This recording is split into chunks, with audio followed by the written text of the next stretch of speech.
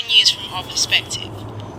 Hi and welcome to F the News, the social current affairs podcast, looking into all things female and empowering women everywhere. I am your host, Liyanne Marie. And before we go and meet our exciting guest that we have today, let's have a look at some of the headlines.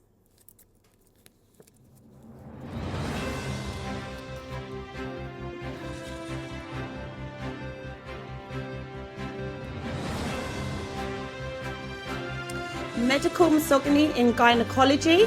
A parliamentary report reveals that women enjoy years of gynecological pain due to medical misogyny, with conditions like endometriosis often dismissed and under-researched. The NHS breast cancer screening for women in their 30s. The NHS is trialling some breast cancer checks for women as young as 30, aiming for early detection based on personalised risk assessments. And there are concerns over weight loss injections. Over 1.5 million people in the UK are using weight loss jabs, such as like Mounjaro and others. And this is raising concerns about side effects and health inequalities. And the Love Island's cultural impact. Over a decade, Love Island has influenced UK culture, shaping beauty standards, fashion trends, and discussions around relationships and mental health. And there's a generational divide on sex and gender views. A recent poll highlights a generational divide in Britain regarding views on sex and gender, with younger individuals more supportive of gender identity rights. And Sophie Ellis-Bextor is experiencing a career resurge with her song Murder on the Dance Floor, which is re-entering charts, and plans to release a new album, Perimenopop, in September 2025. And the Girls Aloud reunion tour. Girls Aloud reunite for the Girls Aloud show tour in memory of Sarah Harding, marking their first tour in over a decade and releasing a new version of I'll Stand By You. We wish you all the success with that. And Mary Earps retires ahead of Women's Euro 2025. The England goalkeeper has announced her retirement from international football just weeks before the Women's Euro 2025, citing the desire to allow younger talent to thrive. And lastly, Netflix acquires rights to the Women's World Cups. Netflix has secured the rights to broadcast the 2027 and 2031 Women's World Cup in the US, marking its first venture into live sports broadcasting. This is really changing things for Netflix. Good to hear. And that is your news headlines. Great. There's a lot happening. Really, really interesting. So I'm excited to introduce you to our first guest today. As you know, our podcast is where we spotlight creatives, change makers and boundary breakers and shape the world through their work and their truth. Today's guest is someone whose movement speaks volumes, not just on stage, but in the way she empowers others to move. Tia Denton is a dancer, choreographer, teacher and producer, and the brilliant founder of Empowered Movement, a creative company that uses dance as a powerful tool for self-expression, healing, and most of all, empowerment. With a mission rooted in body inclusivity, Tia champions the belief that dance is for everybody, no matter size, shape, or background. Her talent and vision has landed her credits across major platforms, from Wicked in the movie parts 1 and 2 to campaigns such as Nike, GHD, Google Pixel and FIFA World Cup, and has had appearances with artists like Dizzy Rascal and Ella. I don't know if I say her name right. Ella Eyre. Yeah. Sorry, Ella Eyre. Her work has also been featured on Channel 4 and more. Now, but beyond the glitz and global gigs, what really sets Tia apart is her unwavering dedication to using dance as a space for liberation, a space where all bodies are celebrated and where movement becomes a way to reconnect with ourselves. This is a conversation that's going to be about creativity, confidence, and carving out space where everyone can move freely. So whether you're a dancer, a dreamer, or just someone ready to feel inspired, stay with us and let me introduce the wonderful Tia Denton. Hey, Thank you so much. Take a seat, get relaxed. Hello. Hello, how are you? Lovely to see you and Thank meet you for having as me. well. You are welcome. Get comfy, chill out. Oh, this is comfy. I know, All it's right. quite. I think the guest side, they think, is it comfy? No, it's good. I like it. So, how are you today? I'm good. Not too bad. Thank you. Well, let's get straight in. Yeah. Let's start from the beginning for Tia. And what first drew you to dance? Yeah, so I've actually been dancing since I was 3, and I often get asked, like, how did you get into dance? And I had a conversation with my mum recently, and she said to me she put me into dance as a way to express myself, because when I was younger I didn't speak. I was very observant. Right. I used to take a lot in, but if you would try and introduce yourself to me, I was so shy. So she thought she needs a way to express herself, and I'm so grateful that my mum thought that dance would be a good thing, because I think throughout my life now I've definitely still carried that, and it's still always been the place for me to just be able to express myself when maybe sometimes I wasn't able to use words while I was trying to process certain things. So yeah, and that's really important, isn't it? And for absolutely. a young person, sometimes being able to express yourself in communication, but you found it in kind of dance, which is great.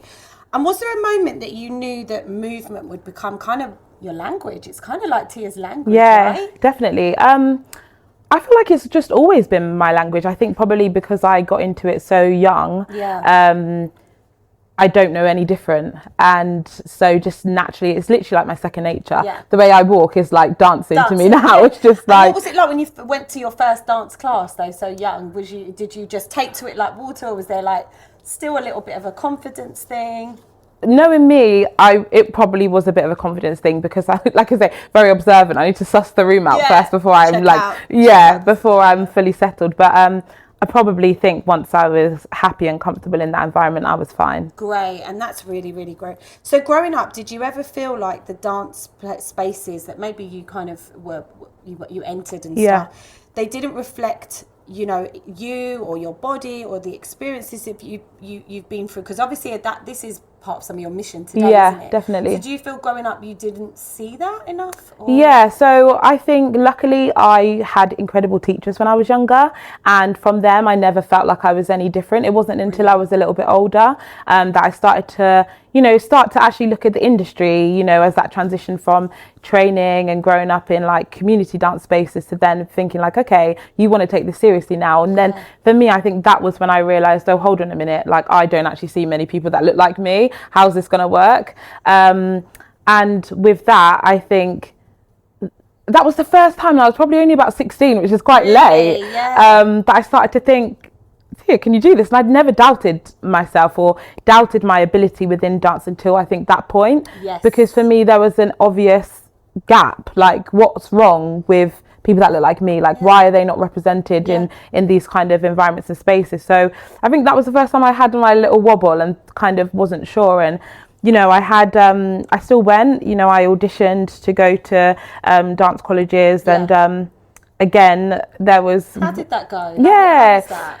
It was fine, and I used to sing a lot when I was younger as well. So I was going into all of the ones where I could do dance, singing and acting, because I had a little bit of a triple threat girl, where I could kind of do all 3 disciplines. And I thought I was okay enough to like go into training, and it was fine. But I think it wasn't until there was one experience I had where I went to one of the conservatoires, and the principal was in my audition.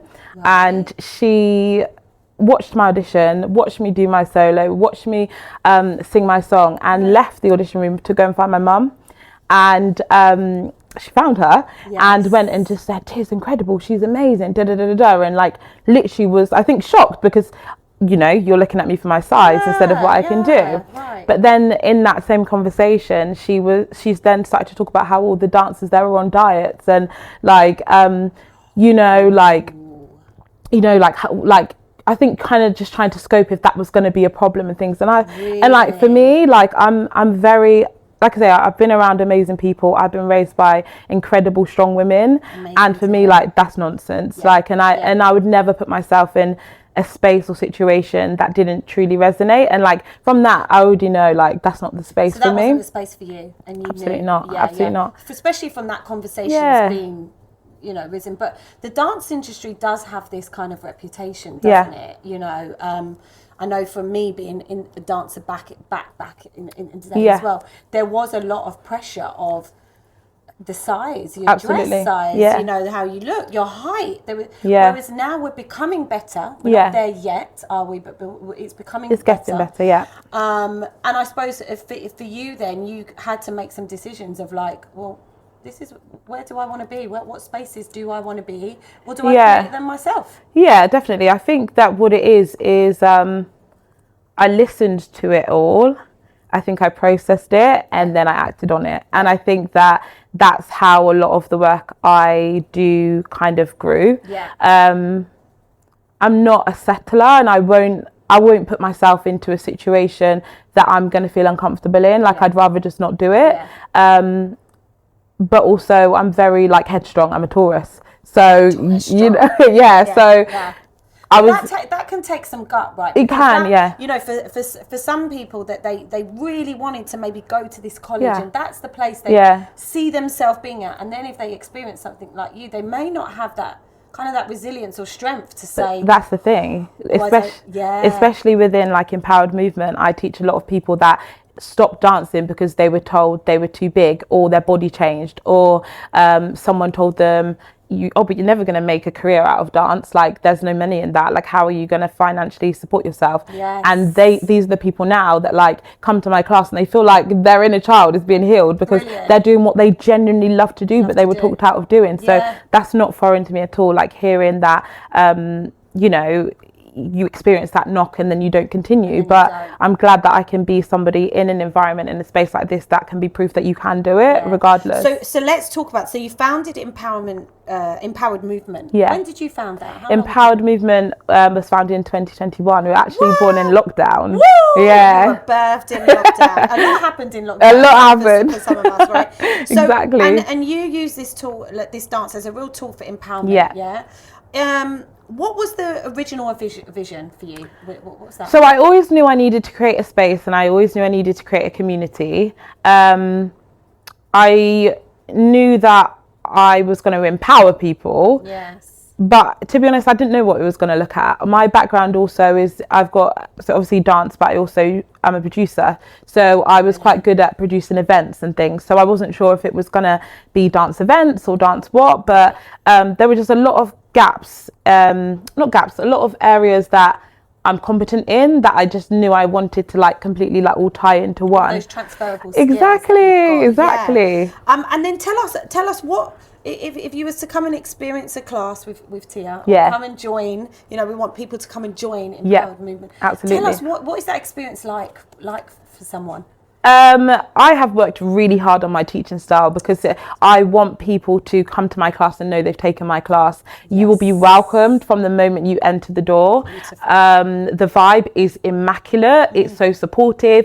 Everyone is like your personal hype person. We need hype. We always need the hype, right? The studio, the energy in that studio. Give us the claps. We need the hype. Where's your hype crew? Empowered Movement is the hype crew. It is the most incredible family and community that I'm so lucky to have built. It's already exceeded like all of my expectations, and I feel like we're just getting started. Incredible. And you know what, you must meet so many different people that come through the doors, and just the transition, because dance is it's such a place where you can be free, right? Freedom. Definitely. And have you experienced any, you know, like, I mean, a little story or something you can share? Maybe somebody who came and, you know, things have completely changed for them since they've joined your movement. It's so hard to pick one because I have the thing is I have such a good relationship with my dancers, like genuinely. I think that's important because, you know, I'm not alien to the fact that like life is life, and a lot of them come to class and they've got a lot of weight on their shoulders through their parents. They have full-time jobs. Like the careers that we have in our space, I'm like, we could just take over the world at this point. Like, they are absolutely incredible. So, you know, I do try and actually maintain like a really good relationship with them, and just like this, I really couldn't pinpoint one. Like, but it changes lives. It really does. It really does. And I think just for them, even just being able to find time for themselves within their week is a big thing, which I know that a lot of them are really, really grateful for. Just a space where they can come and not be mum or not be a teacher or not be whatever they are in their day-to-day life. They can come and just dance. And we all kind of need moments of that, don't we? 100%. And we tend to not find those moments for ourselves. So it's good that they are 100%. taking that space and really owning definitely. that. Now, body inclusivity is so paramount, isn't it, to your work? Yeah. It's so important for you. How have you seen that resonate, even with maybe, I mean, we'll touch on even some of the work that you've done, you know, the experiences that you've had, but also the people that you teach now and that you empower? If you walk into our studio, you will see the most incredible range of different people. And I'm very big on body talk not being in any sporting or creative environment. Like there's no need for it to become about somebody's body. Absolutely. And I feel like for me, body inclusivity, it's a bit of a different thing, because I think that you kind of have like the body positive movement, and then there's body inclusivity. And I think I kind of try and steer a bit more to body inclusivity, just because I feel like it's just more about like anybody being able to be in the space. And anybody, for me, even though I know that I predominantly push dance because of my background, I just believe you should find any form of movement that you can enjoy, regardless of what you look like or regardless of your ability. And I think that if spaces, you know, we all have different access requirements, but as a facilitator, you have to be able to adapt your space so that anybody can be involved. So I'm not shy to teaching anyone, though you might look at my class and you may feel like, wow, you don't have people that require this form of access. If they came to me, I'd make it work. Anyone can come to my class. Anyone is welcome. 100%. That's such a beautiful thing. And what do you think are some common myths maybe, or limiting beliefs about dance and bodies that you are, I mean, you're breaking them down already, but I think the biggest one is probably that dance is a one size fits all. It is absolutely not. Copy that. Absolutely. Yeah. Dance is not a one size fits all. Do not look at someone and judge their body before you've seen their talent. And I will continue to push and break that down, because I've been victim of that. So, I'm still a victim of that. That's not changed now. The amount of times that people come up to me and like, I know that it's a compliment, but it's so backhanded, because people are like, wow. Like, and they're like, oh, you're really light on your feet. Or well, even like the principal even saying back then. Right. Like, why is it a shock? Why are you shocked? Have you judged me before I've even demonstrated my talent? I don't see you going up to anyone else and being like, oh my goodness. Like, I didn't expect that. And I know it's going to happen, and that's okay. But, you know, I think for someone like you were talking before about mindset and being very headstrong, you have to be able to just know that is what it is, but not allow that to impact you, because it can be difficult. It really can. And I'm not here to sit and act like, well, I've got all the answers and it's fine and it's been a smooth road for me. It hasn't. And even something like me having to realize that, you know, when you're in this industry, you're often put in front of like big names and big people who often you sit and wait for their validation. And I think what I've had to do is realize that that's one person in this huge world. And just because they might not like what you do, or they might not feel like you're for them, that doesn't mean that you're not for this person that you haven't met yet, or something like that. So that's a great strong mindset to have, because you need it. Now, you've worked on some major productions, Tia, right? Like Wicked. I know, that was incredible. Nike, Google picks up, like FIFA, Dizzy Rascal. Is there been, I mean, let's talk about some good positive standout moments in some of those, and then maybe has there been some experiences in that it was like really, really tough? So good stand-up moments. Let's talk about Wicked, because that for me was incredible. My first film, and I'm manifesting many more films. Absolutely. I really want to do more. Good. One thing I loved about Wicked, and why I think I was so happy to get that job, is because in the auditions, for the first time, I felt like I was able to show myself. I love that. And what I mean by that is I often go into auditions. So my background in dance is hip hop and social styles, right? Hip hop, popping, locking, house. That's my vibe. But I go into auditions and they say, boys, we want hip hop or street, and girls, we want jazz and ballet. And I'm like, I just want to go with the boys. Like, let me pop. Let me go with the boys. Whereas in Wicked, we did the auditions and there was set choreography, which was a bit of, like, it did have jazz influence, but I have trained in those styles. It's just not my like thing. So it did have like jazz influence and stuff, which was fine, but at the end they were like, freestyle, show us you. They were like, we're trying to create, they gave you that opportunity for the freestyle. They said, we're trying to create a land of Oz, and in the land of Oz every different kind of person you can imagine exists. They were like, it doesn't exist yet, let's create it, and you are the people that are going to be able to help us. We want to see you. And do you know what I love about this process? I'm in that casting world, Yeah. as you know, and I think when I hear audition environments like Yeah. that, that's what we need more 100%. of, because that's when you're going to get the real talent Definitely. as well coming through, because Yeah. you're creating that safe environment. Yeah. You're allowing people to be themselves Exactly. and to show their skill. Yeah.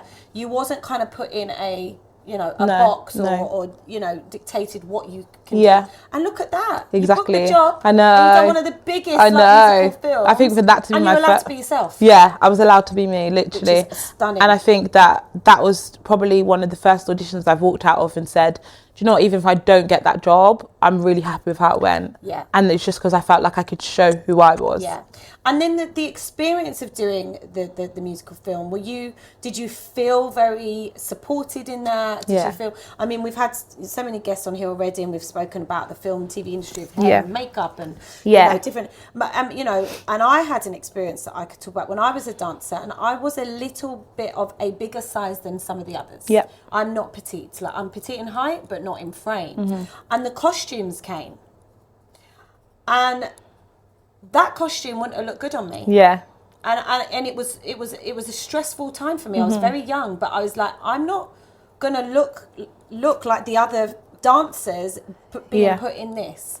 And that's really important, isn't it? Because it's like, you've got to think about this. Yep, when you're 100%. putting costumes together, when you're putting 100%. Was there any thing with that? Were they really honestly, good on Wicked was incredible. Like, we all, before we even got on set, we all attended costume fittings. We did hair and makeup. The hair and makeup team were flawless.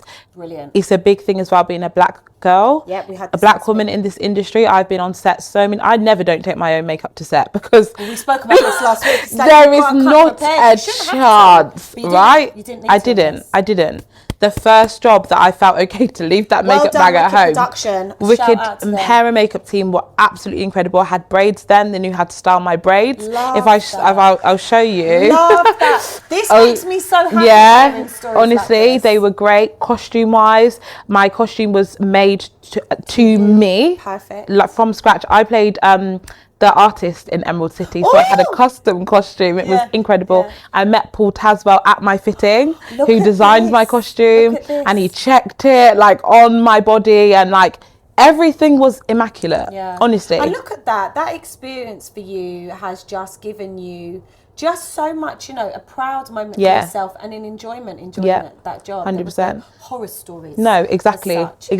And do you see, I think moving forward, like, things like the film, they're opening up the doors now for this more, but there's still obviously a big way to go with, say, like your music arts performers and stuff. I mean, you've performed with some music guys, but was that still quite difficult to be maybe included in that, accepted in that, or do you feel that they accepted? Do you mean like, again, from the audition process? So for those ones, I booked those through actually being approached, which is really nice. That's really nice. So in terms of like getting in that door, it was okay for me. Right. Again, the process in terms of what we're talking about, like costume, hair, makeup, was, for one of them was great and one of them wasn't so great. The one that wasn't so great, again, I think it's just a lack of being able to do like black skin or being trained. It's the education or lack of. So one of them was good, one of them was bad, but the environment for both of them on set was great. But I think it's just like, when you have, for someone like me, I've had a range of different experiences, so I can almost compare them. And I think what happens with that as well is that you notice the difference when people make the effort. And something so small as to just have a black makeup artist on set, or have a black someone who can do black hair on set, to the talent that literally changes their whole output for the whole day. And it doesn't have to be a black person. Great if it is, like, just because then you kind of just feel that thing, but just train, just have the knowledge. 100%. So Good. Good. And how do you approach your choreography now differently when Yeah. you're working on maybe commercial projects, say, versus now teaching on kind of community-based work? Yeah, so I think it just depends who I've got in the room, really. I love both because I think that for community, I'm going to kind of give back and educate and inspire, like almost like the next generation of people, or people who purely are doing it for enjoyment. So that's just wicked, and just trying to make those environments and experiences learning for me really fun. And then I guess for more commercial things, for me, I love it because then it feels like my background, like that's like training mode, and my dancers call me drill sergeant because because they know I just don't play. Like when it's that time, like it's go go go. So for me, I think it's just very dependent on who's in the room with me. But and is there anything that stands out for you, like something that's an experience or a project or a class or something, and that's made you go, do you know what, this is exactly why I do this? It's empowered movement. Yeah? It's empowered movement. Right, okay. Because the dancers have been able to do so much. Like we have our community classes and the classes where anyone can just come to on a Monday, but then we've also formulated a dance company. So those dancers now actually do professional jobs. They No also, way. This I is was the going thing. to lead on to that. I was going to ask you, like, has any of them done it? Because they could come to you, somebody could come to you and book exactly the whole empowered exactly movement. So we have Empowered Movement Dance Company now, and those dancers train with me like more on a professional standard. And so they do shows like we did like Move It in March, and I've had them working with brands like Snag Tights that do inclusive stuff. So we actually promoted their newest range of dance tights and things like that. So good for you. I think that's what it is, and I think being able to I do it alongside them now, which is wicked, but also I just feel like, you know, when you find your purpose, like I know that like that is what it is. And for me, creating Empowered Movement, I really wanted to bridge the gap between dancing for fun and then professional dance environments, because often they're quite separate, and you feel like when you go for fun, you're going to get something quite basic and beginners and maybe not as much like quality sometimes behind it. And that's no shade, it's just like what I'm hearing. And then when you're in professional environments, it's usually not nice. Like sometimes it's not nice, and it's quite hard, and people often leave those environments feeling like a bit disheartened. They're not very good about themselves. No, so I wanted to be that, should it? Exactly. So I wanted to bridge that gap and be able to train, let people come for fun, but also train at a professional level. So I feel like I'm doing kind of what I wanted to. Good. Which I mean, is nice. you're definitely sitting in where you want to be and how you want to do and it. I genuinely don't believe there's another company like us that exists right now. And I think that is because it's purely just based on my lived experience. I think about what I've been through. I think about what do I want to do. I think about where do I want to be, and then I just take the company with me. So it's in my brain, and that's what happens. Exactly. No one behind you. Never. And what do you want people to feel or take away when they dance with you? Like, you know, or see your work? Yeah. I just want people to look at me and think, she's doing it, I can do it too. Honestly, that's the biggest thing for me, because I don't feel like I saw anyone that I felt like that for. And we spoke about this a lot, like, you know, seeing representation. Representation, it is so important. You don't see somebody who looks like you. You feel like it's not achievable, right? And I think that's what I mentioned when I was saying when I was a bit younger, when I was about 16. It was because I was like, right, I want to go into the industry now, but I'm looking around and I don't see anyone that looked like me. So I thought the industry wasn't for me. And that's not right. No. So I just, if anything, I want people to think she's doing it, like I can do it. And regardless of, that could be because, you know, you see me and I represent you in terms of my size. It could be the colour of my skin. It could be the style of dance I want to do. There's so much more to it. It's not just how I look. It could be my mindset, and you think, oh, I've got a similar mindset to her. If she thinks like that, I think like that, I can do it too. It's whatever you can see within me that you find that you're represented in, just take it. Take it and run with it. And do you think social media has helped a lot? Because obviously back many years ago, there wasn't the platforms of social media where, you know, you probably could have, you know, Yes. showcased yourself a little bit so that brands, or, you know, like you said, some of these jobs found you. Yeah. Was that kind of through your social media? Yeah, I get approached a lot on social media, and a lot of my work does come from there, really, which is great, because social media can be such a horrible place. So I think it's how it's used. It can be used really positively, and I think that people like us who are in positions of influence, and even like this amazing podcast, it's like just being able to use it in this way to inspire and things like that. But I definitely think social media has helped. I feel like I'm able to represent myself well on there. Just, you know, you just be mindful, someone in my position, of what you post and what you share, because you never know who's watching, really. You don't. And we were speaking a little bit, weren't we, before we got on the sofa, just about the importance of empowering each other within this industry as well. Definitely. There's a lack of it at times. And just having that real support, elevate all together. 100%. Yeah, and how can we do better with 100%. I think that, as we spoke about, collaboration is so important, and I think we need, as women, we need to not see each other as a threat. We need to see each other as a force to be reckoned with. Absolutely. And when we come together, like, the most incredible things can happen, and I truly believe in that. And I just think that work with people whenever you can, support each other, because you never know what's going to come off of that. One door that you walk into is going to open another one for you. Exactly that, right? It's so important. And how do you personally define maybe success as a dancer or as a creative? For me, it's honestly about being happy, which I know might seem a bit surface, like, but I'm not a tick box person. I really care about how I feel at all times, and I think if I ever stopped feeling happy with what I was doing, I would know that I wasn't on the right path. Yes, of course, it's great to have amazing credits under my belt and to have done such amazing jobs, and I pray that I continue to book amazing work, but that's not the be all and end all. And I think that if you start to refer to what you've done as your success, you're going to get very caught up in the comparison to other people, and that's the danger zone, because in an industry like this, you can't watch what other people are doing. You have to realize that everyone is on their own journey, everyone is on their own lane, and even if you don't feel like you are where you are now, you're where you're supposed to be. You will always get to where you're supposed to be, and nothing that's for you will miss you. But you just be where you are now, sit in that, because I don't know, I just feel like you have to you can't watch people. It's too easy to think. Your journey is your journey. Yeah. It's too easy to watch people and think, well, they're doing that, why aren't I? That's really powerful advice. Yeah, and until I've done that, like, I've not made it. No, not at all. Yeah, and I think you're right, being happy within who you are is key. Definitely. And as someone who's pushing for more inclusivity in often quite a rigid industry, what has maybe been one of your biggest challenges that you've faced? One of my do you mean in terms of like hitting a barrier, or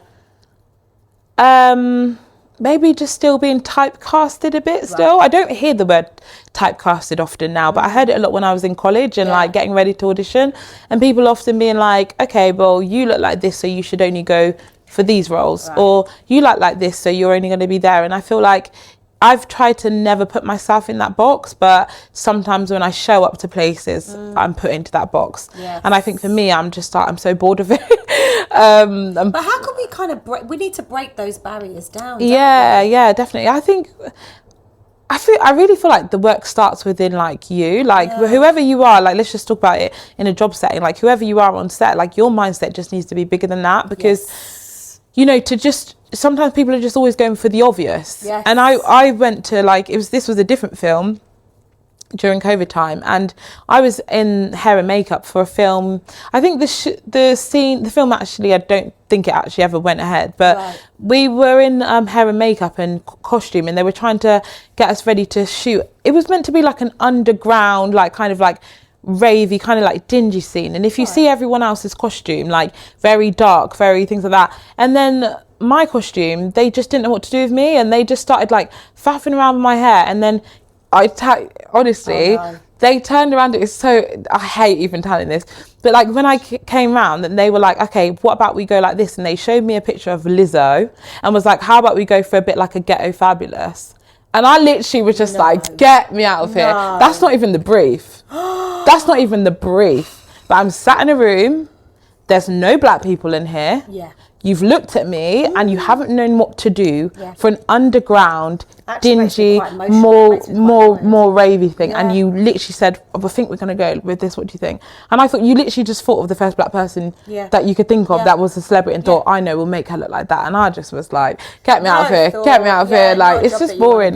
It's horrible. And I'm glad that like that production didn't even go ahead, because I don't even think I would have enjoyed working on it. I think I was a bit earlier in my career than in that where you take and I'm so far from that now. But I think back then, because that would have been my first film, and I think back then I was a bit more in a position where it was like I was just grateful to be on the job, and I don't think I realised how much of an issue that was in the time. I know I felt uncomfortable, but I didn't know how much of a big deal that was. And the thing is, there's a lot of creatives that will do those. They will say, I'm just grateful for the job. Right. But they're in a job and it is just, you're not being treated fairly, you're not being treated right, all of those things. So yeah, that's really good to hear that you then kind of could change that around. And I think I try and push that now. Like when I go and I do a lot of work, even like in universities and stuff now, on like dance degrees, and I always try and just stress that I think again from my experience, I try and stress that like you don't have to say yes to everything, and if something doesn't sit right in your soul, or if you don't feel comfortable, it's okay to say no, and don't think that. There's a big fear in the industry as well about like getting blacklisted, and like if you kind of like if you say no to someone, call you act bad, like you're never gonna work again. And I'm just like, forget it. Like fear that goes around, isn't it? Like sprinkle it around. And I just, it's not good. We've got to kind of get so I just bring in some angels. Right, exactly. Try and just let people know you'll still work, like you will. So how does Tia balance, right? So you're doing a lot of advocating for change, you know, and pushing, but how do you protect Tia's energy with this? How does Tia? 2025, I have literally all been about Tia.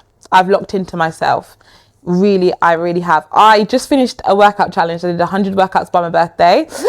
And that challenge was, I need the clap. Where's the clap? We need a proper clap on that one. Like, production weren't ready. Right, I know. They didn't know what I was about to drop. Yeah, there we go. Right, and that 100 workouts on my birthday. I had 134 days to complete it when I started, and so I could take 34 rest days. I completed 129 days, right? And for me, that challenge again wasn't about losing weight. It wasn't about changing my physical appearance. It was about showing up for myself, because I felt like for too long I lock into my work. My work will never compromise, but I do, and I don't take even an hour in my own day to just be like, to take time away from the screen or for yourself, and just tap in. So I think, I don't know, I just woke up on the 2nd of January and I was like, this is going to change. Cool. So that's been nice. That's a way to start. Yeah, I know. So that's been nice, and I think that I've really kind of stuck. I finished that only in May, but I've tried to. When's your birthday? 16th of May. Oh, we're close, yes. Are you Taurus as well? I was 23rd. I'm on the cusp. Oh, cusp, Gemini. Taurus, Gemini. Yeah. Exactly. So, I feel like I'm trying to get better. It's not easy. Like that. I think if there was one thing I struggle with, is finding that balance for myself as well, and being able to look after myself, because I care about people and I really look after others, but I'm neglecting myself. And it's important to kind of check in on ourselves for that, isn't it? Because when you are a person that is empowering others, giving to others, showing up for others, you have to get that. Yeah. Because do we call it a balance? I suppose it is a balance. And even if it's not balanced like 50-50, it's just making the effort, or maybe being like self-aware and being aware of like just finding that time and space for yourself. Because I think, especially when you're somebody that does a lot where you have to show up for people, it takes a lot of energy. So often I just feel exhausted after, but not in a bad way. Just reflect and resonate a little bit on just a lot. And what of your, what do you call them? What do you call the empowered movement? Are they called students, dancers? What do you? Well, we call it the empowered movement family. Just the empowered movement family. Yeah. Okay. So what has the empowered movement family? What have they taught you about even movement, and even about yourself? Because I'm sure they've taught you something. I'm so inspired by them. I love that. And I'm inspired by them in the studio and outside of the studio. I hope they're all listening. Yeah, they better be tuned in. Yeah. Because I'm inspired by some of them for how they're the most incredible mothers and wives, and how they are with their own families, like whether that be their siblings or their nieces and everything, just watching how they are, like I'm really inspired by that. And then in the studio, I'm inspired by how they show up for themselves. Like I was saying to you, what I struggle with, that was a big thing for me. And I thought, this is their hour in their day, or their thing where they're taking time out to do that for them so that the rest of their life is more balanced. And I thought, but that's not what it is for me. Well, kind of, but it's my work. Luckily, I enjoy it. But I realised, Tia, you've got to find that for you as well. So exactly. So, but they're just honestly the most incredible people, and they're so kind to each other, and they really love each other. Like honestly, I just want everyone to see it, because I think we're going to have to do an we're going to have to go special. there. Please, we're going to have to. I think we're going to have to come. Please do. Please come down. I would let's absolutely love it. I think we should do it. Please. Do it. I'll get me dancing. Yeah, please do. And for those who feel disconnected with their bodies right now, or maybe even afraid to move, you know, Tia, like, what's the first thing that you would tell them? If you're feeling disconnected with your body right now, I'd maybe explore why. Why do you feel disconnected? What is it? Because it can, again, I think people often jump straight away to the fact of like, maybe you're not happy with how you look, and that might be what it is, but it also might be something else which is a little bit deeper rooted, and I think you have to identify why, or start to, because you may identify something and then realize there's actually something else, but until you start to do that work for within yourself, it's going to be really difficult. But I do encourage people to talk, or find a way to express themselves so they don't have to talk, like dance. And in a dance class, like what's the one, do you give them, like, say they've like, I've never danced before, I don't even know my left to my right or something, I just assure them I can teach anyone. I can teach absolutely anyone to dance. I do not mind if you've never danced before, or if you've danced for 10 years, like you will enjoy. That's the amazing thing about the class, right? Is because we have people like that. We literally have people who have never stepped foot in the studio, against people who, like I say, haven't danced for 10 years, against people that work professionally. You're all in the same class. And that doesn't sound like it should work, but it works. It does. It's a family. And it's a family. I love that. And I love to hear that you've got the company. It's just really exciting. So, a little quick fire. Go for it, What's your favourite way to move when no one's watching?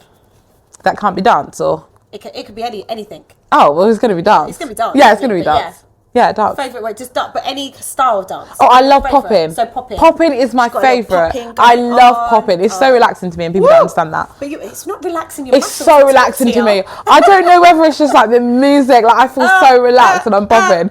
Okay, cool. And what's on your personal Made Me Movement playlist right now?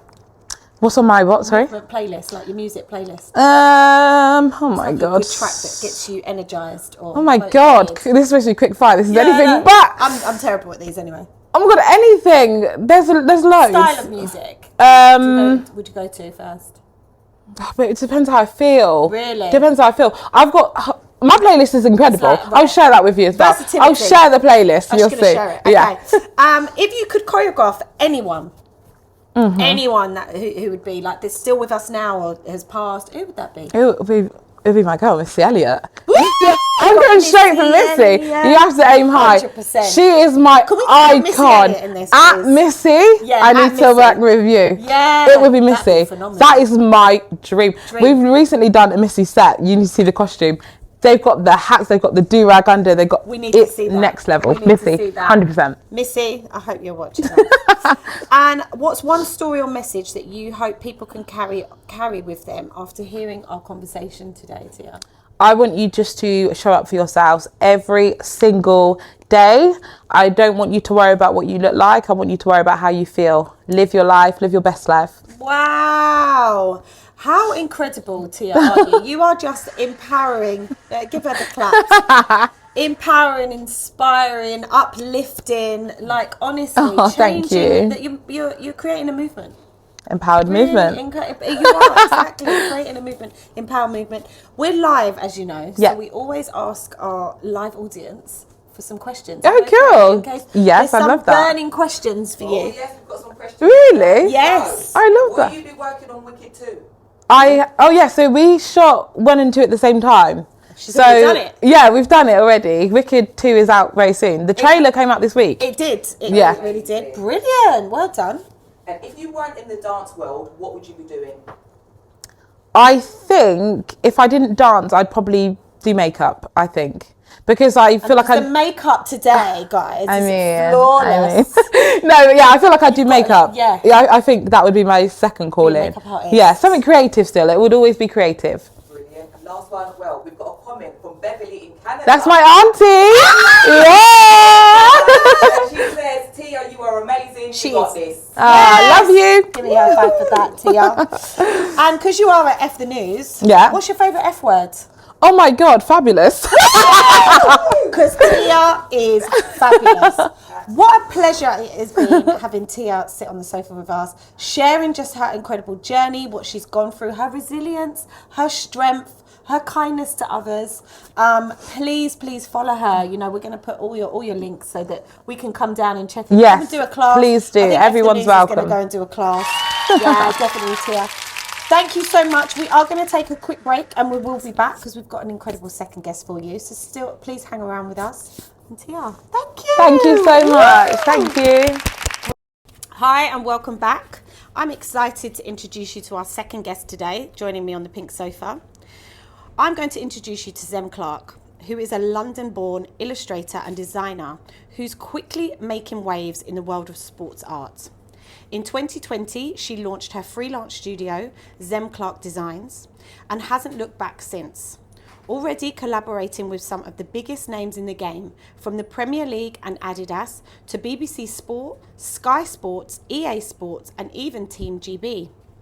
Her work has lit up the iconic locations like the Piccadilly Lights and stadium screens at Stamford Bridge, bringing her unique blend of hand-drawn craft and digital energy to fans across the UK and beyond.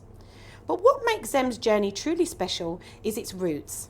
Her passion for sport and design was sparked in the backyard playing football with her brother and cousins.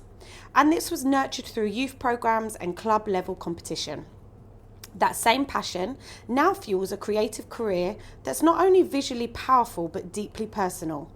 In 2021, she was recognised by Football's Blacklist as one of the ones to watch, and trust us, you are going to want to keep your eyes on what she does next. So whether you're a sports fan, a design lover, or just someone who appreciates a good origin story, you're in for something special, and I'm delighted to introduce you to Zem Clarke! Reveal! The big reveal. Hey, welcome. Chill out, get comfy. We're on the sofa, you know. The iconic pink sofa. Iconic pink. You know, we love a bit of pink here. How are you today? I'm good. A bit nervous. But Don't be nervous, relax. I'm lovely. I'm warm and welcoming, so you're absolutely fine. That was a great intro, Zem. I'm so excited to talk to you today. My God. Yeah. Right? Yeah. So you spoke about, in the little intro there, we spoke about you playing football in the garden as a kid. So let's go back. So you used to play football with like your brother and cousins. And did that love for sport evolve then into the passion of what you're doing now? Take us back. Yeah, most definitely. So like, I would say when I was young, my older brother, he was like playing football, but it all came through, I would say, like my dad as well. Yeah. Because when I was like young, I had like my older brother, I had an older sister, but I used to just love to be active and literally go outside, play football, and my dad would always take me to games for like my brother, so I had to like sit there, watch, and be like all grumpy because I just wanted to play. If it was football. rain, sunshine, cold, snow, you were there just supporting. literally had the gloves on. I was always supporting, and my dad literally just I would say my dad would took me to watch his games, and then from there I was just more inspired by Big Brother, because we would be going in the garden playing football, and sometimes you literally go in the house and mum will be like, no ball in the garden, no ball inside, no ball inside. That's my rule in my house, trust me, no ball. It's like no football inside, and then just literally have this like little small narrow corridor to play football, and from there it was literally just always like a passion and stuff. So it was quite a sporty family, it sounds. My older brother, he was like really into the football, played for like local team. Yeah. And then from there, it was like me. I wanted to get into football as well from like a young age, and my dad just literally just took me with him wherever you go when it came to my brother's games, and You then were there. from there, You were tagging along. yeah, and then being I think that's inspired. Yeah, And I mean, so then did that love of the sport? How did that evolve and transition into like your art and design? Because this is really interesting. So obviously, when I was young, playing for like these like small programs, after school programs, and then obviously when I got older, I would say like year 6, like year 7, I felt like I was like really talented. This is all I had, like football, and then going into the art drawing. I used to love drawing, like drawing cartoons. I would draw like Dragon Ball Z mangas or the Mickey Mouse shapes and things like that. I'm not a good drawer. I was literally like to start off there. And then it was just like, from there it was actually just like developing. I was like, okay, this is like something I enjoyed, I love doing. So it was more just like developing and taking it from there, and then got, and then I would say just like got, not excited, but literally just got, what's the word? I just got like more confident with myself with drawing and just. Did you ever think at that time that even though you found a passion for it with the drawing and the art, did you ever feel like this is what you want to do as like a career? I suppose at that young age you just draw, I was just like drawing, just loved it. It was literally football, cartoons, and drawing. And drawing. That literally that was it. And you've combined all of those. So, were there some early moments though, or I mean, you've mentioned some of the people in your life that have made you believe as well, like, you know, what was possible in the creative career. You sound like you come from a really good family. Was there anybody else that kind of made you see that there's a creative career in this, in what you're talented and skilled at doing? How was that first kind of transition in what you do now? What did that look like? I would say obviously the first people that came was my mum. My mum.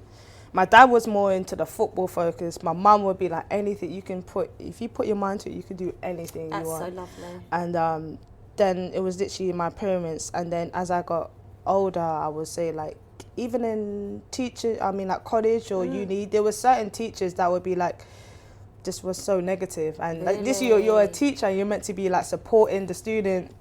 And they would be like, sometimes be like, oh no, like, why are you here? It's like, you're not taking it serious. So this was in college, and I was like, all right, cool. And what was you studying in college at that time? So I was studying art and design. Right. So it was literally like a mixture. You have to do like graphics, textiles, and also it was like kind of like fine art as well, all combined in. Right. So you studied that for 3 years. 3 years. Yeah, 3 years in college. Okay. And then I went to uni and actually studied graphic design. I didn't know what it was. Yeah. But I was like, as long as it's like digital or art. Yeah.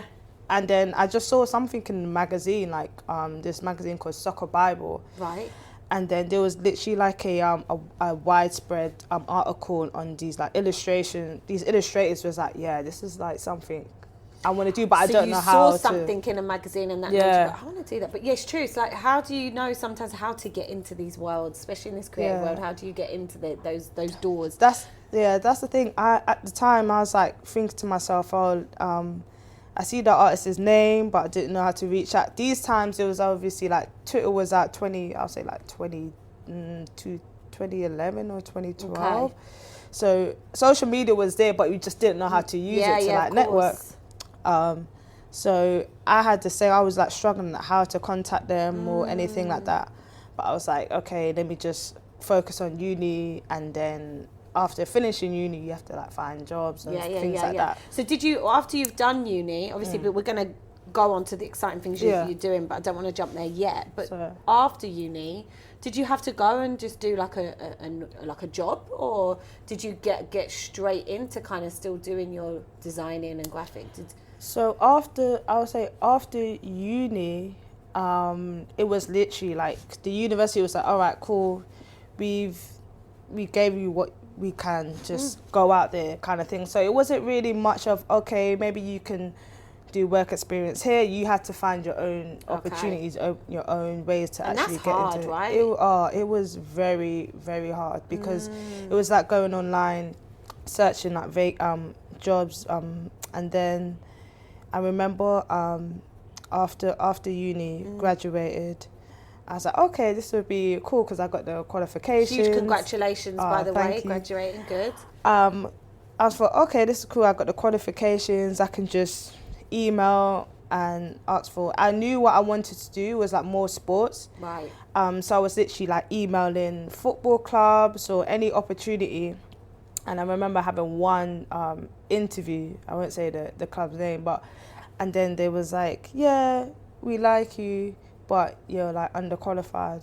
And then You're I was like like, underqualified. Is this because of so you're qualified in the qualification, but you're not qualified in experience? that is it, experience. This is always. This is it's what like, we battle with, right? Yeah, And it's like, it makes how no we- sense to me. I was like, how are we even meant to Get the get experience. jobs or experience if you was like, oh, I'm underqualified? And I was Yeah. like, okay, cool. But then the person would say, oh, but we would like you to do like a few not free work, but let me see what you can do. Oh. And then I done it, sent it to them, and then I didn't hear back from them. I was like, okay, cool. So, and then One door closes. one fine, door another closed, one's and gonna then open. another one opens, Yeah. and then it was literally the same situation.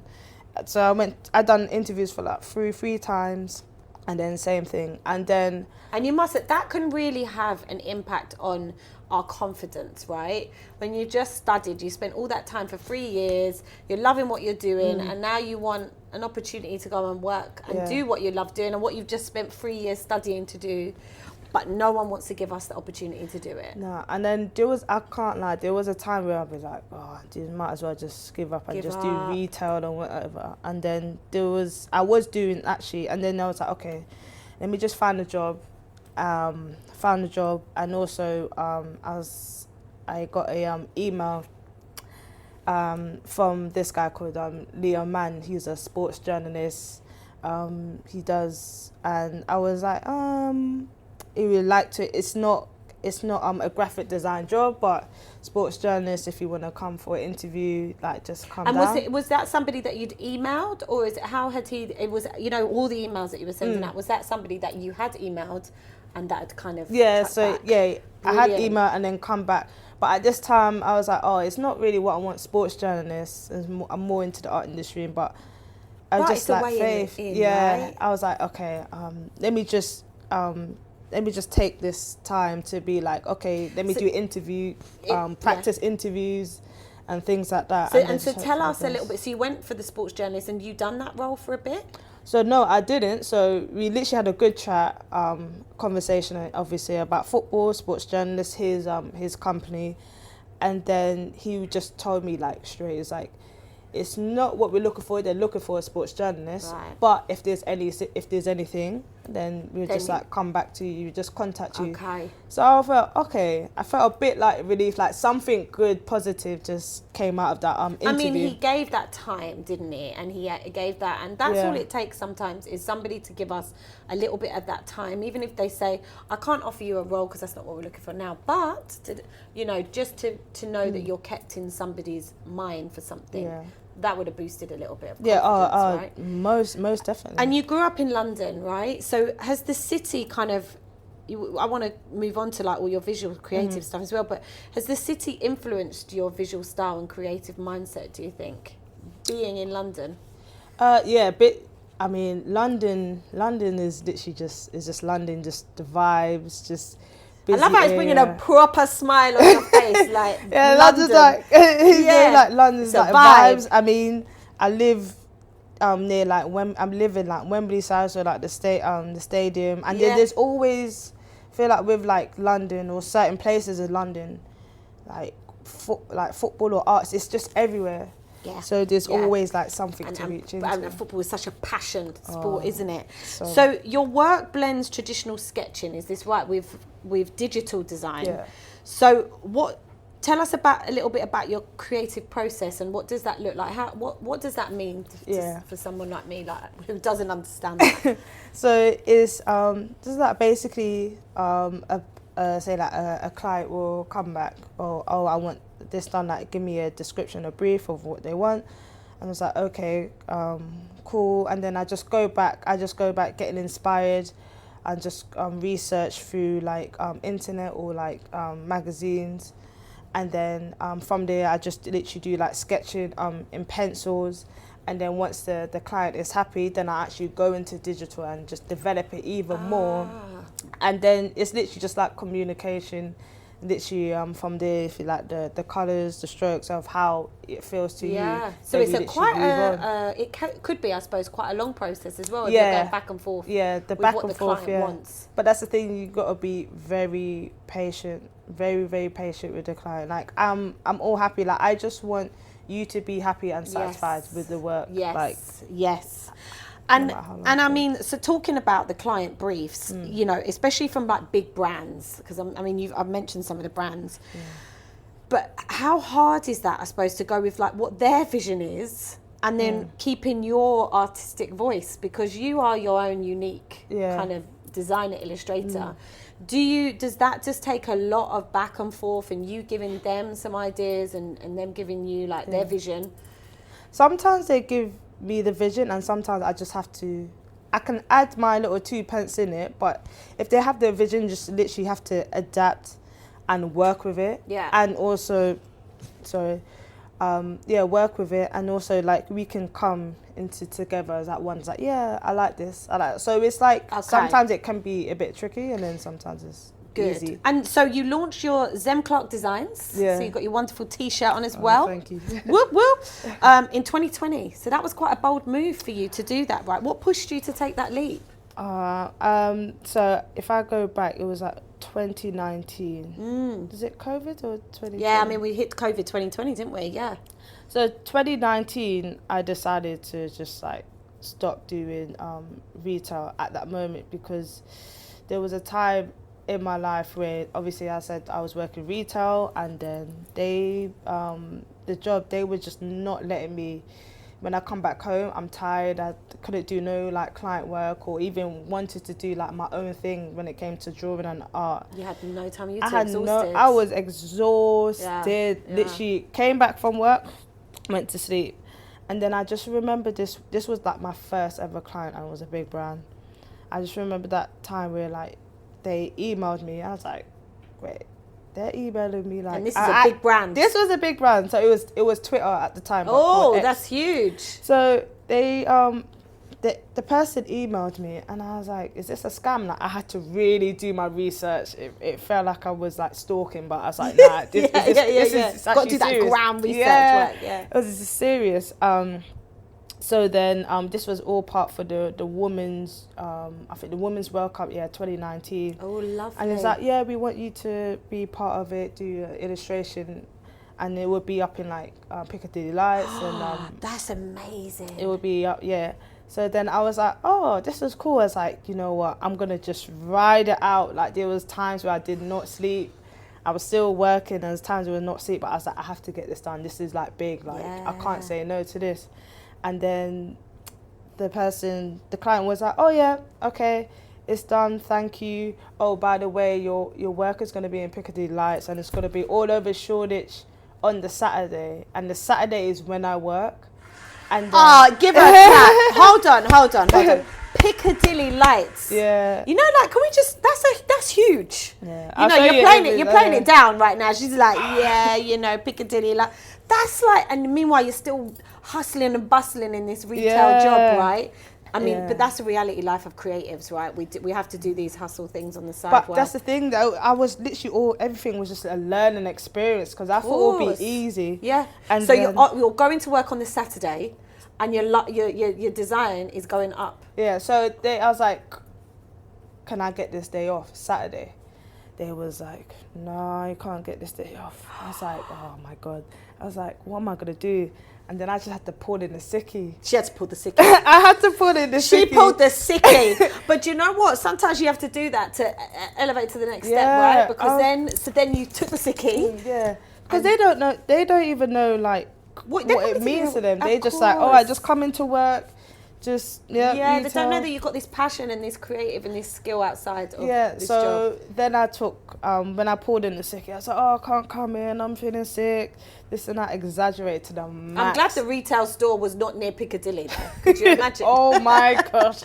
Some we of have the to stuff wear on the the mask or lunch something. breaks, So then I was like, okay, I pulled in the sickie, and I took my whole my family with me to the Piccadilly Lights, because it comes on like a certain time sometimes. comes and then you have to wait until like the next like every hour. That's so emotional and beautiful. Yeah. Did you take some pictures and stuff? Oh of yeah, your family? I took pictures and a video. They and must have been so proud of you. My whole family was proud. And then I knew from there, it was like, I'm doing this full time. Is when my sister was in tears. Like, she saw it and she was in tears. I was like, why is she crying? Like, why is she crying? What's going on? Listen, because that emotion is real. Like, she had to let that out because that is huge. Yeah. There is, I mean, I don't know anybody that's had something up on the Piccadilly lights. Like, brands and stuff, but that's really, really special. Like, huge well done to you for that. Thank you. Like, I can even feel the emotion, like, from you from that. So that happened. So then from that, you birthed, obviously, then Zem Clarke's designs. Yeah. From that, I literally, like, birthed. I was like, I'm ready now. It was literally, like, the faith is, like, it was a rational decision to make. It's like, how am I going to, like, make income? How am I going to get this, that? But then it was literally the support of, like, my family. My family was always, like, by my side. It's like, whatever you want to do, you do it. Like, you know. And that means so much to have support, right? When you make some big, bold decisions like that. Because you're about to start your own business, which isn't easy. You know, you're going into a new venture. You've had one amazing client, but now you don't even know the next if there's going to be any other clients. But you've worked with some major brands as well. Yeah. Adidas, BBC Sport, EA Sports. I mean, like, was any of those? I mean, that Piccadilly Lights must have been a real pinch me moment. But was there any of any other moment that you were like, oh my God, pinch me, like Zem Clarke, we're doing this now? I mean, with every client that I've worked with is literally been a pinch moment. Even like when like doing sketches or by my desk or behind, like, just, in front of the screen, I'm like, is this actually really happening? Like, is this, like, for me? Like, sometimes I've doubted myself. I was like, nah, this can't be real. But with me, I would have to say it was just more of the drive of just keep on going. Like, I don't know when's the next opportunity come. And then from there, I was just literally just on my iPad every single day. Yeah. And just working. Even if I didn't have no client job, I knew it's one of their words. To get work, you need to get work is basically to do work. So. To do work, to look like you're working. Yeah. And so, I mean, is there a particular project maybe that holds a special place in your heart, like either creatively or personally? I would say doing work for EA Sports, because tell us about that. So, like, I've been, even as I said before, I love football. I've been even a gamer, like playing like FIFA or they call it FC now, FC 25 or FC 24. I've always been like playing game, and it was literally just so crazy. It's like, when I was in my childhood, I would be literally on the control pad, just playing it. And now I was doing work for like EA Sports, but also it was more of a collab with my favourite football club, Liverpool. She's a Liverpool fan. Yeah.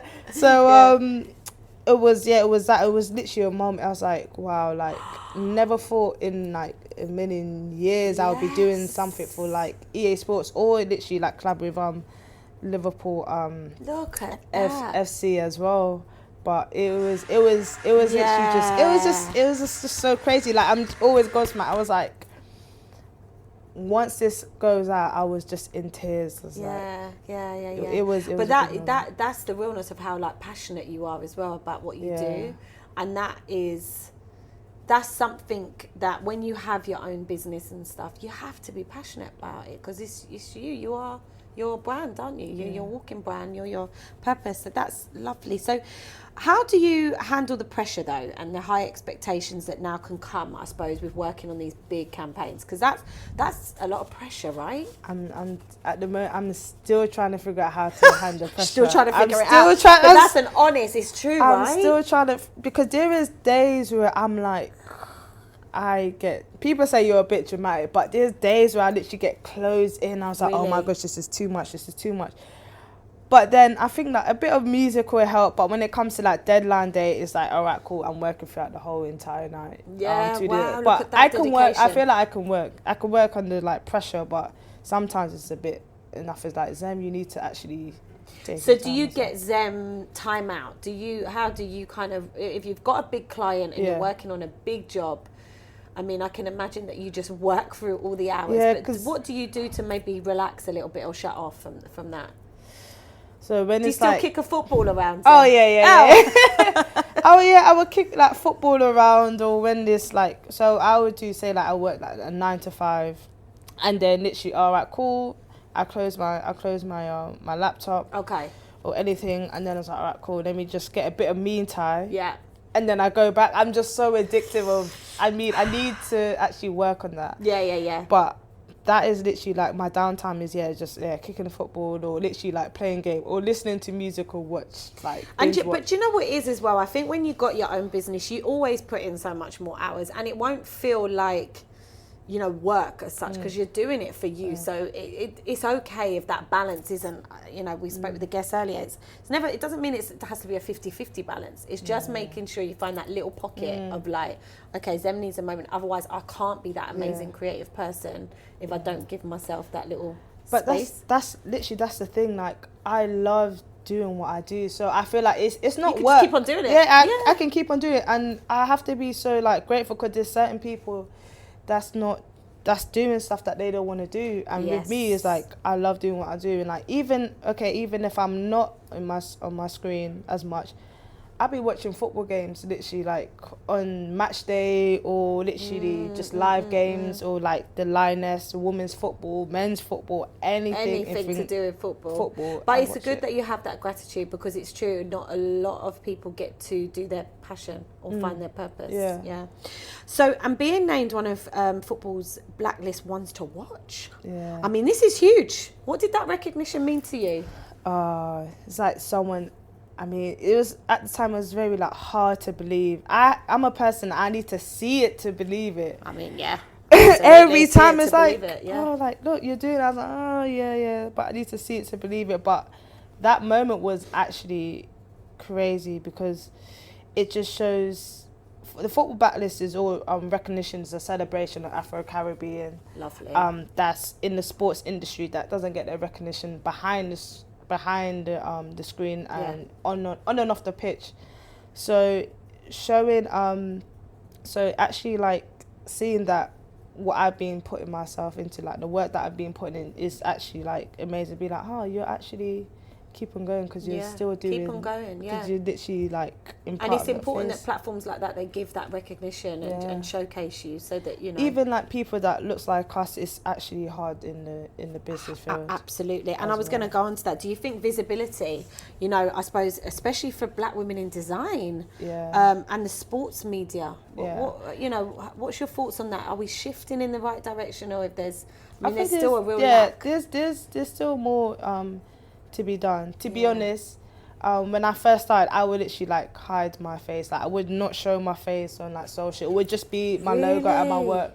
But it was like, you know what, you need to actually like step forward and show the people. But why did you do that at first, do you think? Was that because would you have thought clients or wouldn't have, you know, hired you? What was the reason behind that? I literally just thought like, I just want people to actually see my work, and not, oh, she's a female or she's black. Or, I just want people to see my work. But then when I show my face, they were like, oh yeah, you're Zem Clarke, oh you're amazing, and things like that. So it is nice. I think there needs to be like more work done. I don't even know if there's not really much that I mean, is there any other, I was about to say, in the industry, have you come across anybody, not any other black woman in the industry that's doing what you're doing? I bet you haven't come across, have you? I'm trying my hardest to think on this one. And that shows you that the representation wasn't even there for you for that. No. So no wonder, even going back when you was at college, like, where would you even go? What door would you even open? There's no one even that for what you want to do. There's not even a representation of that. There was actually no one to be honest, in college there was no one to look up to, but you are changing that path, and now you are giving inspiration to others that maybe thought, I never even thought that there was any sort of role or job in some of that. Yeah. I mean, at the time, like back then, it was just literally football. Coming from like obviously women's as well. Yeah. It was all about like playing, but now there's more things going into women's football, like getting paid, playing in big stadiums. It really is, yeah. In my time, it was like, yeah, you shouldn't be playing football. Football is not for you. And Yeah, but now now it's growing. it The sport is. is growing and it's getting big. and Absolutely. it's amazing. Yeah. It is amazing. It's so amazing to see. And for you, I suppose, seeing your art, your creativity, your designs, what does that feel like now for you when you see them visually? Because you see them in your, in your, wherever you design it, but now when you see it visually out there, how does that feel? It just feels impactful. It's like there's more work, there's more that you can do, and it gives me the confidence as well. It's like, Zem, like, this is your purpose, this is why you are here. And then sometimes it comes and then it goes. I was like, all right, cool, I'm ready for the next one. What's the next one? What's the next one? What's the next move? What's the next client?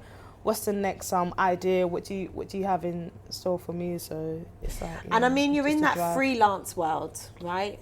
Which we understand. Many of us here on the team are from freelance world. And it can be hard at times, right, to stay creative, inspired, and avoid that burnout. Especially when it's so fast pacing, or when you've got you don't want to miss out on opportunities. Yeah.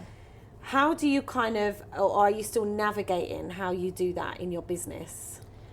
Yeah, I'm still actually navigating, because there's times where it's like when I'm literally not doing anything, it's like, there's probably an opportunity out there for me, and I'm just literally like sitting. No, obviously not sitting here, but obviously just like at home, or like I could be doing things like that.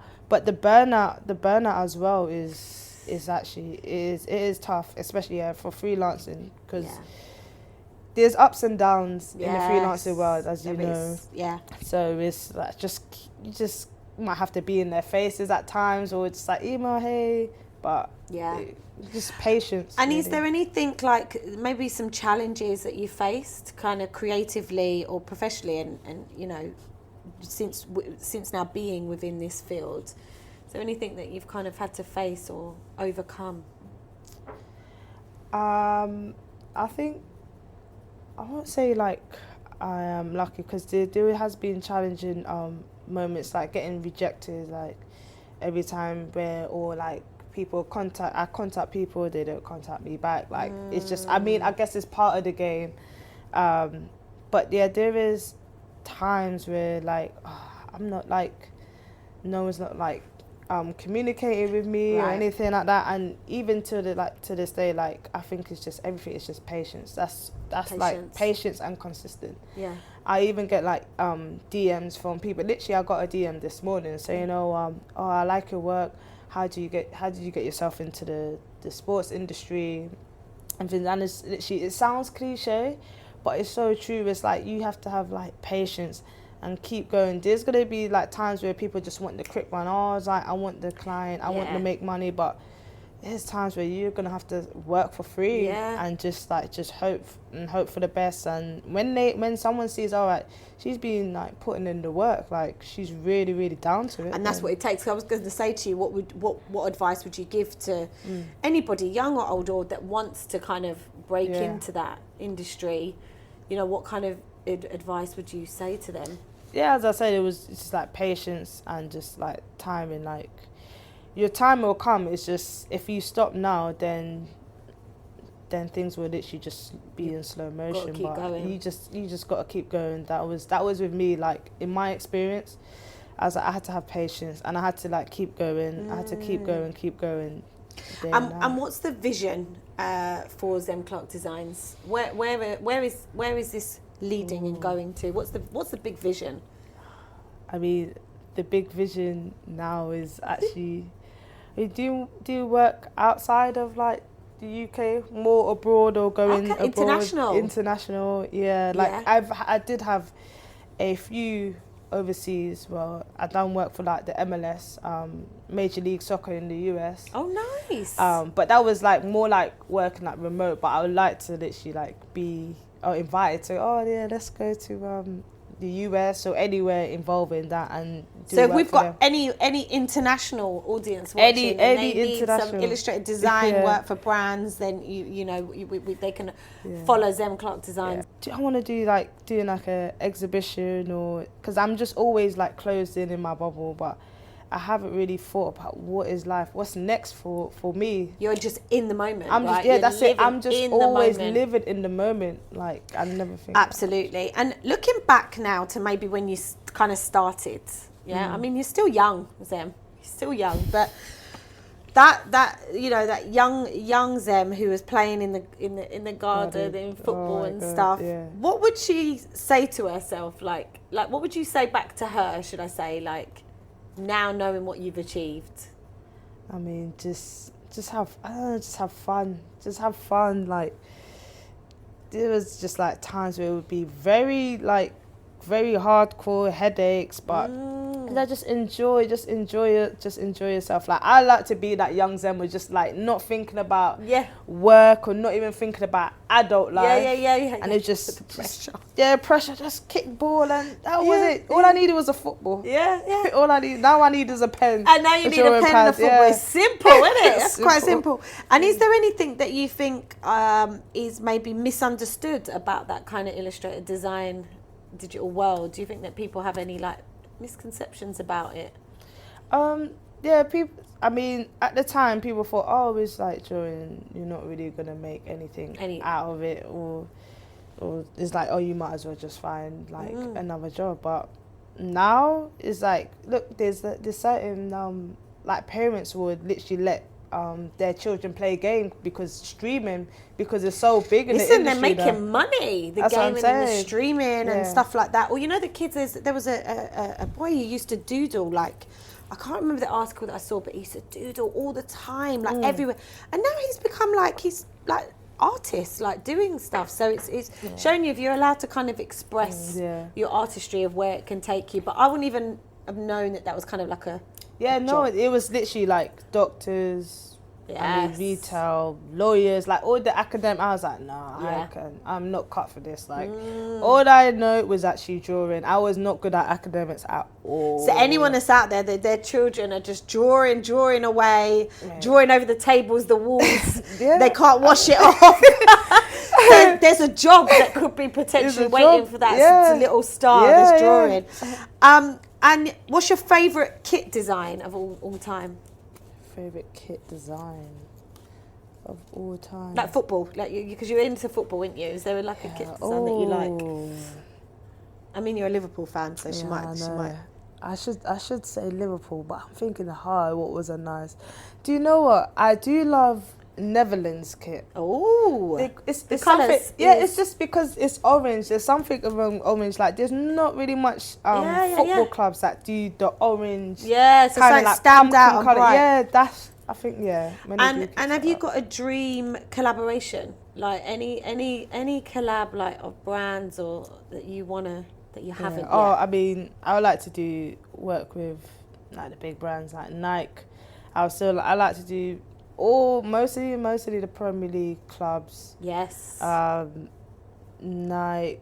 Euros, because the women's Euros is coming up. I think in June, ending of June or July. Yes. I love to do work with the women's Euros, World Cup, major tournaments as well. And can you this is for me here. Maybe other people like Liyanne how would you not know this? But to give me an example of a design. So if you said, I want to do something for Euro, or you want to do something, what is it that you would be doing? Is it their logo? Is it an illustrator? Is it what would it be? It could be anything that the client will give, the brief. It might be the housing brand might be doing can you create a logo? But for me, I feel it would be more illustrations of players, or literally at that moment of say a player scored, say I don't know, say Lauren James scored against Spain, penalty. It's just that action spot. You would do the and then literally do the illustration live, and then that is such talent, Yeah. That's proper talent. I love that. I'm going to be looking. Do you know why I'm asking that? Because I'm going to be looking for things like that now. Because you know when you don't know, we don't understand what goes on behind. We just like might appreciate a little logo or something, but that's real creativity. But I would say when the women's had the Euros, I think it was like 2 years ago, I was just in my living room, just literally just like sketching. When there was a game on, or even if someone scored, I would literally try and do a quick drawing of them celebrating, and then put it on Instagram. Pull out everything on Insta, because that's how you also get clients as well. Like you have to pull it out like every single day. Has your social media helped you with getting the attraction of clients and stuff? Yeah, most definitely. I feel most of the people that I've worked with has actually come through like Insta. And social. And quickly touching on, how's AI having an impact for you in your? Is it a useful tool? Is it gonna take away jobs? I mean, I haven't really like been really much interested. Like I have been hearing a lot of stuff. It's like, oh, it's a bit scary and stuff. But I'm like, they can't do what I can do. Like a human, a human made. They can't do what we can. But it is scary. But sometimes, all right, cool. You might have to adapt to it. Yeah. How maybe you can have tools that can help you do something. I mean, imagine Zem Clarke's designs got 10 brands coming in a week. You know, you might need the help of a super fast tool or something that can just support. Just literally like support. But it doesn't affect you at the moment. It actually doesn't affect me at the moment. It affects the people that's really like just really worried about it. But me, I'm just like, I'm here to stay for the long run. So love that. Describe your work in 3 words. Vibrant, colourful, and change. Wow, Zem. What an inspiration. So, I mean, before we wrap up, we're live, obviously. We have a live audience. Woo! She forgot about that bit. So we do like to ask if there's some questions. Are you happy with that? Yeah. Of course. Okay, to be honest, most of the questions coming through you have already answered, but there is one. Other than football, is there any other sport that you enjoy to watch? All sports. I would say at the moment boxing, because I am doing a bit of boxing. Oh, all right. Yeah, did a little bit of boxing, and also I would say basketball as well. You know, especially with the women's as well. Like and like what's her name, Angel Reese and Caitlin Clark. Like them two came through like university, but it was like they're so exciting to watch. Nice. Because they kind of have like a little battle and that fierce in them. I love that. One more just come through. If you weren't designing, what would you be up to? Probably still working in retail, you know. Really? Yeah. Or maybe. Oh, you could have been a footballer, surely, Zem. You know? I did. Yeah. Thinking about it. Yeah, I could have. I mean, do you know what the thing is with that? Is I didn't have no one to look up to when it came to football. I played for like, I can't lie, I played for like the big teams. I played for like QPR, Watford.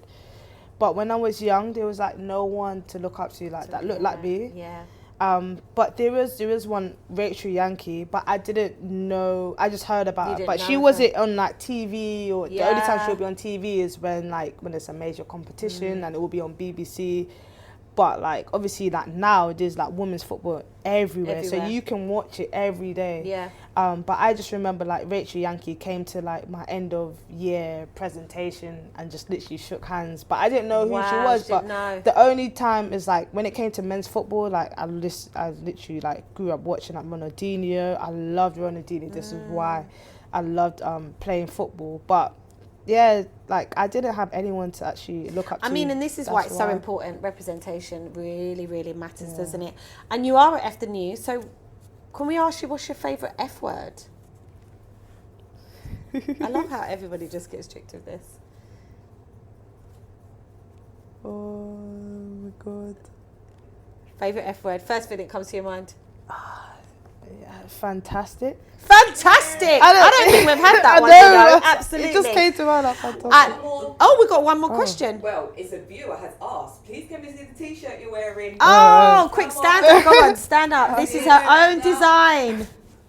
Zem Clarke. Absolutely. Zem Clarke. got, wow. Well, Zem, you have been fantastic. Yeah, what a pleasure it has been talking to Zem. Also, I'm sorry that I'm having an exit. I was going to say to you, what is coming up? What is it? Tell us. Let's not miss that. What's coming up? Tell me. I mean, you guys are actually the first to know. So we've got an exclusive. No, really. Go on.